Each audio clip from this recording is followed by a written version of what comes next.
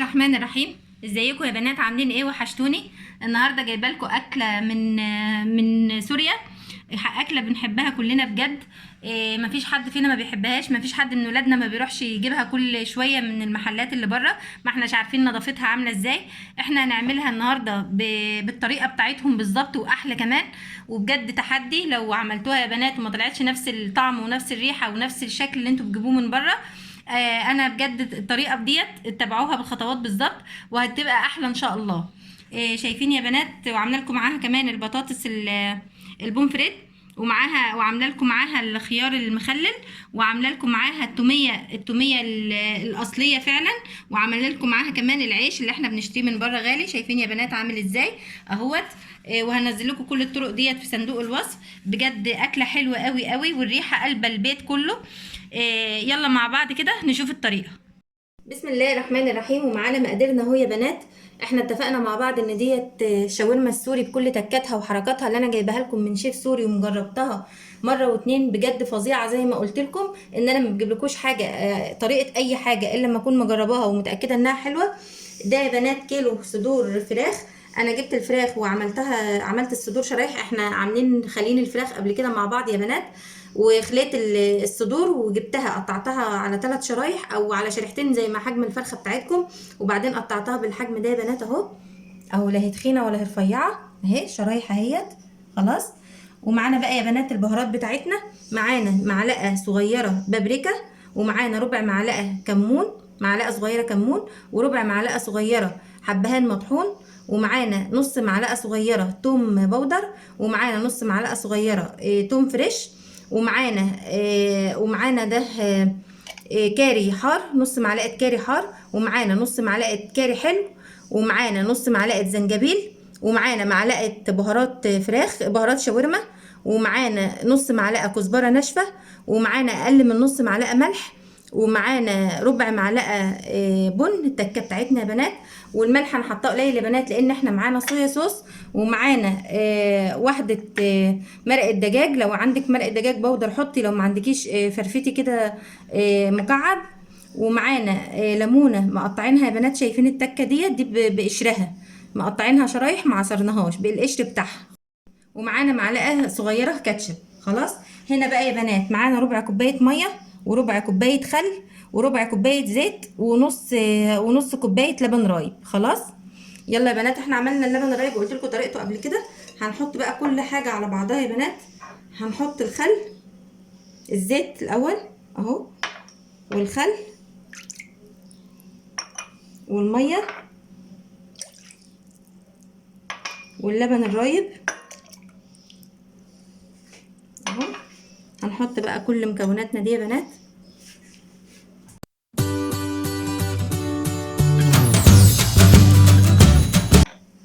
اهم حاجه بقى يا بنات هنسيبها ليله كامله في قلب التلاجة. خلاص. هنسيبها ليله كامله في قلب التلاجة بتتبيلتها الحلوه دي، ونغطي عليها.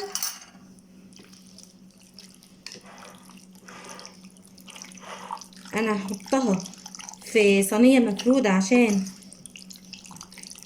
احس انها شاربه كل تتبيلتها من كل ناحيه اهو.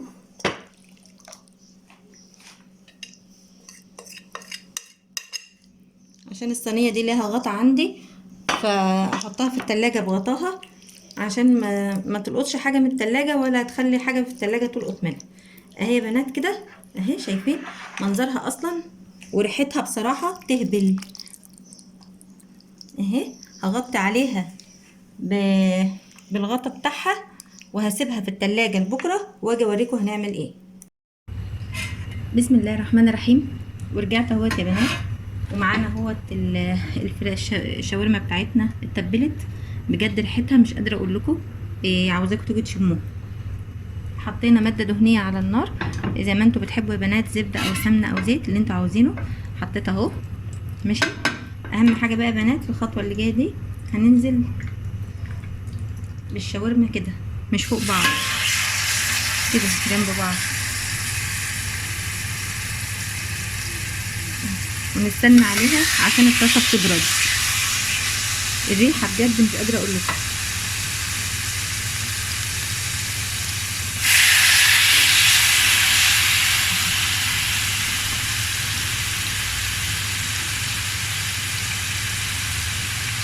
السمنه دقيقه كده عشان السمنه تسخن تاني.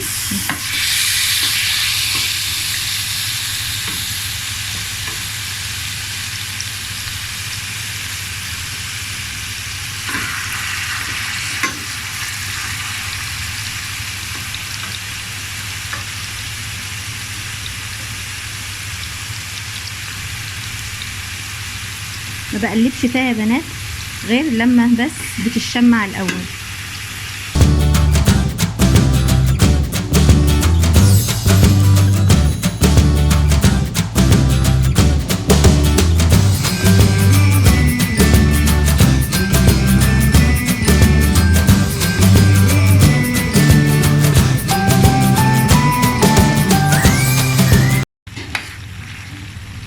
كده خلاص يا بنات الشاورما نشفت معانا اهيت واستوت، بس انا هحطها في الفرن 5 دقايق، اولع عليها الشوايه بس من فوق عشان احمرها كده ويبقى شكلها احمر وكويس.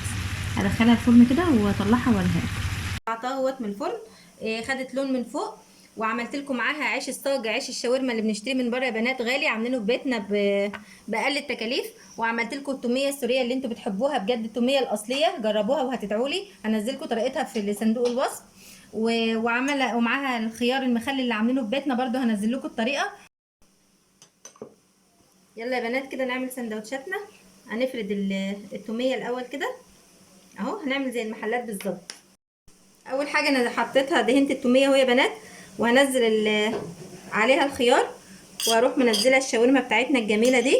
بجد ريحتها مش قادره اقول لكم، ريحتها فظيعه بجد، اكنكم في اصل الشام يا بنات. الريحه بجد جايه قلب الدنيا اهو. هنلف بقى السندوتش زي ما احنا عاوزين كده اهو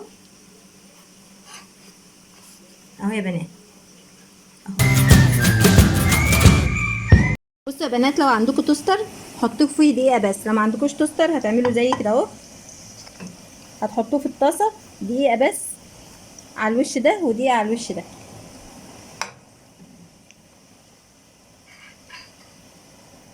يلا بقى كده قوموا فرحوا ولادكم واعملوا لهم احلى شاورما بجد رائعه. ريحتها مش عاوزه اقول لكم على الريحه عامله ازاي.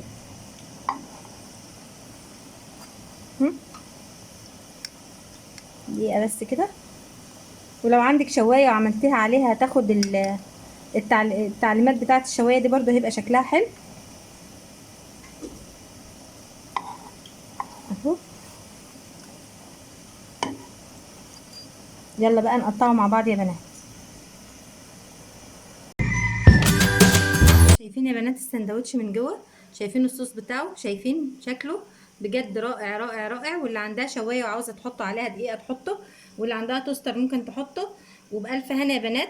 ما تنسوش يا بنات تعملوا لي لايك وقولوا لي ايه رايكم، بجد جربوها هتدعوا لي. واشتركوا في القناه، اللي ما اشتركش في القناه يشترك في القناه وفعلوا الجرس عشان يوصل لكم كل جديد. وبألف هنا.